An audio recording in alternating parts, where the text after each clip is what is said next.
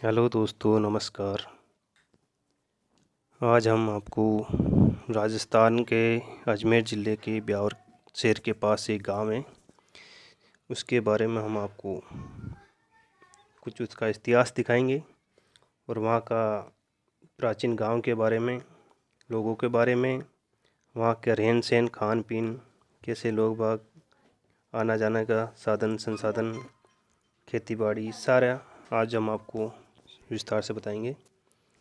ये गांव ब्यावर के नज़दीक अरावली पर्वतमाला पर स्थित है।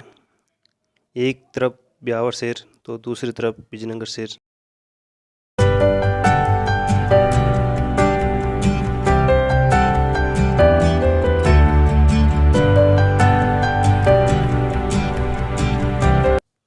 हम लगभग गांव के करीब पहुंच चुके हैं। यहाँ से घाटा शुरू होता है। ये घाटा देखने में बहुत ही सुंदर लगता है और ये ब्यावर से 10-12 किलोमीटर की दूरी पर है। ये गांव के बहुत नज़दीक है और इस घाटे को पार कर कर ही गांव जाना पड़ता है। इसके अलावा दूसरा कोई रास्ता नहीं है और बहुत सारे पहाड़ देखने को मिलते हैं। यहाँ से अरावली पर्वतमाला देखने को मिलती है, पूरी अजमेर की, ब्यावर की, क्योंकि ये बहुत ही ऊंचाई पर है।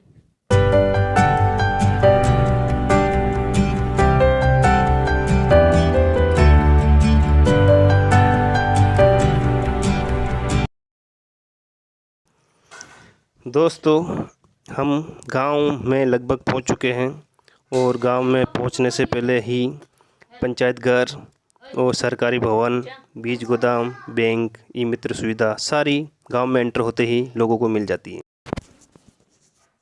दोस्तों, गांव के अंदर अब लोगों के लगभग सबके पक्के मकान बन चुके हैं।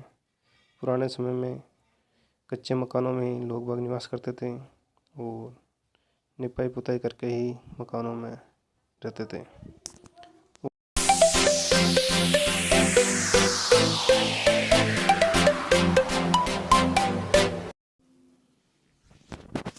ये दोस्तों गांव का इस तरह का नज़ारा, बहुत ही प्राचीन गांव और बहुत ही पुराना गांव दिखाई देता है।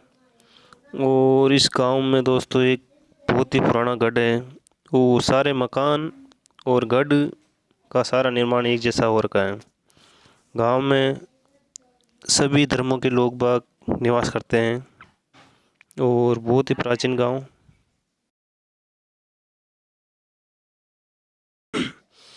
दोस्तों, इस गांव को देख के आप अंदाज़ा लगा सकते हो कितना पुराना गांव होगा ये।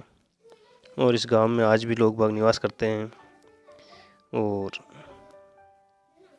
ये गांव का कुछ इस तरह का नज़ारा और मकान जो आपको दिखाई दे रहा है। अब गांव में सारी सुविधा उपलब्ध है। प्राचीन काल में इस गांव की स्थिति आप देख के बता सकते हैं कैसी होगी। इस गांव के बारे में यहाँ के पूर्वज बताते थे कि 9 लाख घरों की बस्ती थी और धीरे धीरे यहाँ पे राजा महाराजाओं का समय आया और अंग्रेज़ों के काल में इसमें अनेक युद्ध हुए थे और 1725 से लेके लास्ट 1819 ईस्वी तक इसमें करीबन 9 युद्ध किए गए थे।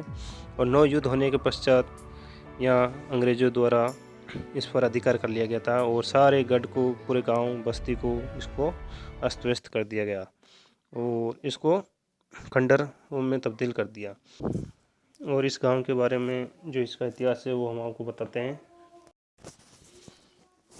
सन 1191 में मोहम्मद गौरी ने जब भारत पर आक्रमण किया, उस समय पृथ्वीराज चौहान दिल्ली व अजमेर का राजा थे और मोहम्मद गौरी भारत के जीते हुए प्रदेश कुतुबुद्दीन ऐबक को सौंप दिए गए थे और दिल्ली को राजधानी बनाकर दिल्ली में राज करने लगा। फिर उसने अजमेर पर विजय प्राप्त की और यहाँ के राजा को कर देने की शर्त पर अजमेर लौटा दिया और अजमेर में नियंत्रण रखने के लिए एक मुसलमान अफसर की नियुक्ति की। और उसी समय इस प्रदेश में इस्लाम धर्म का प्रचार होने लगा और अनेक मेर मुसलमान हो गए, यहाँ तक कि समस्त मुसलमानों का कब्जा हो गया। मुसलमान मेर अपने को मेहरात कहने लगे और हिंदू अपने को रावत कहने लगे। परंतु एक दूसरे के त्यौहार व रस्म रिवाज को मानते थे और आपस में शादी विवाह का संबंध भी रखते थे।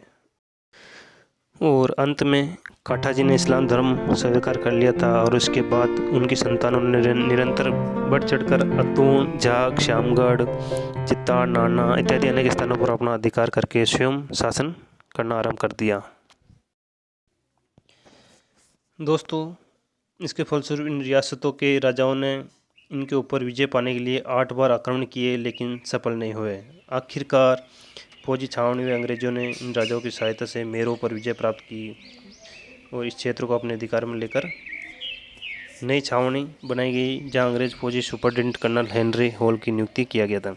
दोस्तों, जो प्रथम युद्ध हुआ था वो सन 1725 ईस्वी में सबसे पहला युद्ध हुआ था और सबसे पहले जयपुर के महाराजा जय सिंह ने झाक पर सन 1725 ईस्वी में विशाल सेना के साथ चढ़ाई की थी और झाक निवासियों ने जय सिंह के सैनिकों पर आक्रमण कर दिया। विवश होकर जयपुर की सेना वहां से भाग छुटी और विजय झाक की हुई।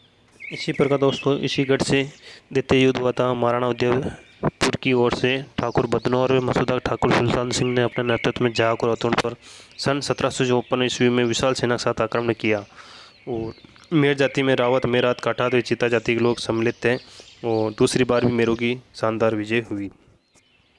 ऐसे ही एक के बाद एक युद्ध होते चले गए। तृतीय युद्ध हुआ था, फिर 1778, चतुर्थ युद्ध 1790, पाँचवा युद्ध 1800 ईस्वी, छठा युद्ध 1810 और सातवां युद्ध हुआ था 1816 ईस्वी में। सब में झाग निवासियों की विजय होती गई और लास्ट 8वां युद्ध हुआ था अंग्रेज़ों के साथ। जब अजमेर पर ईस्ट इंडिया कंपनी का अधिकार हुआ था, तब अंग्रेज़ों ने मारवाड़ पर नज़र रखने के लिए नसीराबाद फौजी छावनी बनाई थी। थोड़े ही दिनों में झाग, रावत, मेरात और गांव के अलावा सभी राजपूत और अन्य जातियों ने अंग्रेजों के अधीनता स्वीकार कर ली थी। गवर्नर जनरल ने 3 फौजी इंजीनियर अफसरों के साथ कर्नल हेनरी हॉल को बहुत बड़ी फौज देकर उनको झाग भेजा और ये बात खुफिया के जरिए झाग निवासियों को मालूम पड़ गई थी, जो पाखरियास के घाटे में अंग्रेजी सेना के विरुद्ध ज़बरदस्त नाकेबंदी कर दी गई। विवश होकर अंग्रेजी सेना को वापस खरवा लौट जाना पड़ा, परंतु मेरो ने खरवा जाकर अंग्रेजी सेना के संतरियों को मारकर अंग्रेजी सेना के साथ घमासान युद्ध किया था। इस युद्ध में अनेक अंग्रेजी सिपाही मौत के घाट उतार दिए गए थे और बचे हुए सिपाही ने हेनरी हॉल निराश होकर नसीराबाद लौट गया। इस युद्ध में इन तीनों गांवों के कई वीरों ने वीरगति प्राप्त की थी। दोस्तों, लास्ट 9वां युद्ध हुआ था सन 1890 ईस्वी में। सन 1890 ईस्वी के मार्च महीने में कर्नल हॉल के मेजर लॉरी ने अंग्रेजों के साथ 3री रेजिमेंट में भारी संख्या में भारी आधुनिक तोपों और हथियारों पर लाद कर लगभग 7000 सैनिकों के साथ रवाना हुए। इस सेना को 3 भागों में बांटकर अंग्रेजी फौजी अफसर ने एक साथ झाक, लोलवा, श्यामगढ़ तीनों गांवों पर अलग हमले बोल दिए। इस अचानक तोपों से किए गए तीनों तरफा युद्ध में तीनों गांवों के निवासी इकट्ठा होकर नहीं लड़ सके और नहीं ही उनके पास तोपों वे युद्ध करना नामुमकिन था। देखते ही देखते अंग्रेजी सेना ने तीनों गांवों को खंडरों में बदल दिया। हजारों वीरों ने इस युद्ध में वीरगति प्राप्त की। अंत में जीत अंग्रेजों की हुई। अंग्रेजों ने इन गांवों को भारी हथियारों के साथ पूरा खंडरों में तब्दील कर दिया। ये दोस्तों गांव के खंडर जो मकान जो हम आपको दिखा रहे हैं, अंग्रेजों द्वारा विजय प्राप्त करने के पश्चात गांव को पूरा अस्त व्यस्त और नष्ट कर दिया गया। ये तस्वीर दोस्तों गांव के खंडरों की है, तो आप अंदाज़ा लगा सकते हैं कितना भयंकर युद्ध हुआ था उस समय। यहाँ सारा खंडरों में तब्दील हो गया।